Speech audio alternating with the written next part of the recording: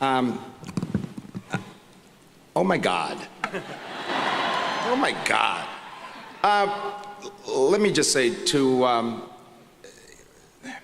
this started out in Tuskegee, Alabama, sitting in class, and what I heard for most of my career, my life, not my career, Mr. Ritchie, would you like to join the rest of the class? Which meant I was daydreaming. Had no idea what my macroeconomics teacher was saying. I was doing that in the room. And then I realized I was definitely listening to some other place. So my fellow Martians,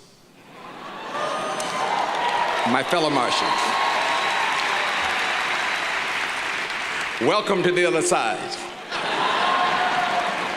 I'm going to say this to you, and I want you to honestly believe this. I sat there with my father and mother and grandmother, and I tried to explain to them that I'm going to venture out of the academic side of the Ritchie family and step into the world of music. We were going to be the Black Beatles, the Commodores. We were going to take over the world. I can't use the words my dad said to me at that moment. It's Sunday and it's Mother's Day. But he was clear that I was one damn fool in the family. And then 5 years passed.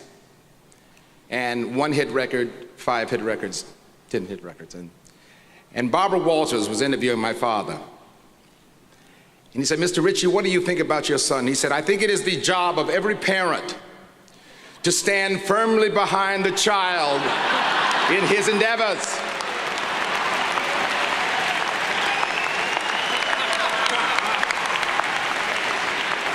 Which means your parents can be paid off.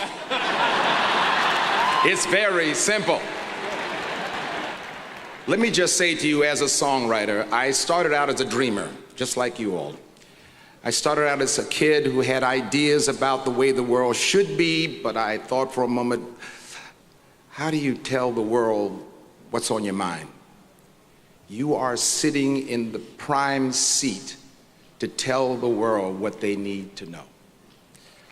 And I want you to understand,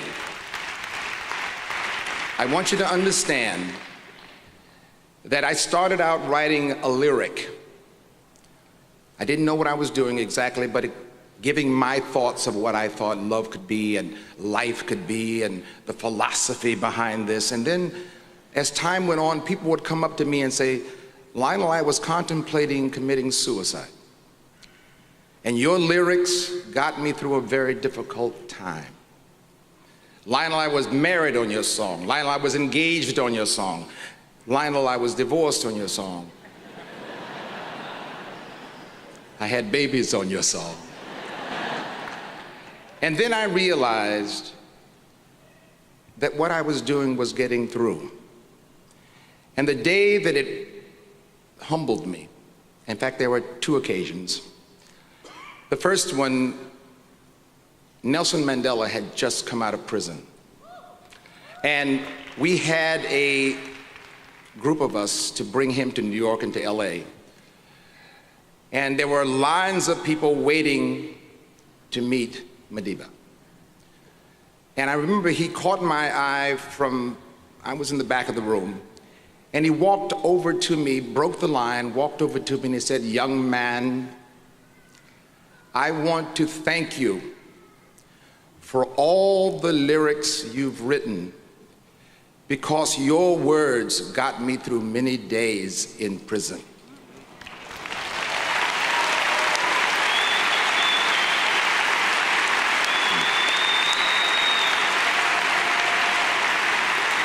And it was at that point in my life, I realized I had no words, just tears. I broke down on his shoulder. I realized that I was holding my father. I was holding the struggles of a nation and a world and a culture, and I made a difference. And then the second one was last night.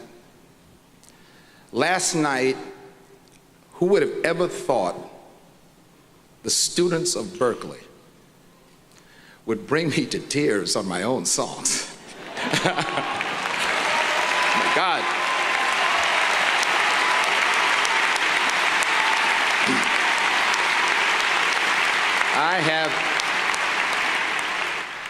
I have performed We Are the World, and I have performed those songs many times, but last night, you brought back a thought in my head when you were singing We Are the World. I have enjoyed some of the greatest writings with the greatest artists of forever. But I certainly wish that Michael Jackson would have been there with me last night to share